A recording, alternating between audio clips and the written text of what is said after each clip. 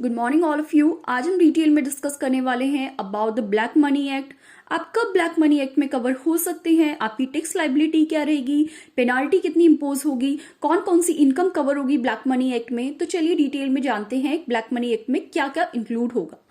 जितनी भी आपकी undisclosed foreign income and assets है वो सारे आपके कवर होंगे ब्लैक मनी एक्ट के अंदर।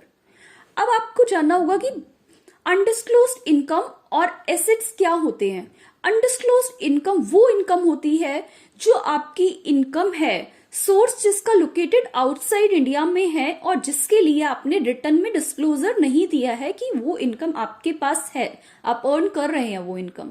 सेकेंडली, आपका सोर्स लोकेटेड आउटसाइड इंडिया है जिस इनकम का, जिसके अगेंस्ट आपने रिटर्न ही नहीं फाइल की।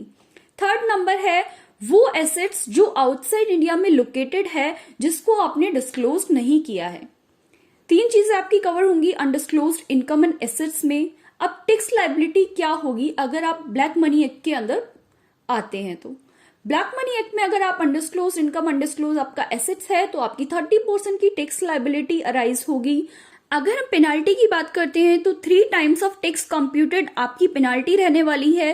दैट मीन्स जितना भी आपकी टैक्स लायबिलिटी अराइज हो रही है उसका 3 टाइम्स आपको गवर्नमेंट को टैक्स पे करना पड़ेगा। अगर आप अनडिस्क्लोज्ड इनकम रखते हैं अपने पास, फॉरेन सोर्स से कोई इनकम आपकी आ रही है जो आपने डिस्क्लोज नहीं किया, कोई एसेट्स आपने लोकेटेड आउटसाइड इंडिया में डिस्क्लोज नहीं किया अपनी इनकम में, तो आपकी टैक्स लायबिलिटी बनेगी, साथ में पेनाल्टी भी इंपोज होगी। Thank you so much for listening me. बने रहिए चैनल के साथ। Please subscribe to my channel.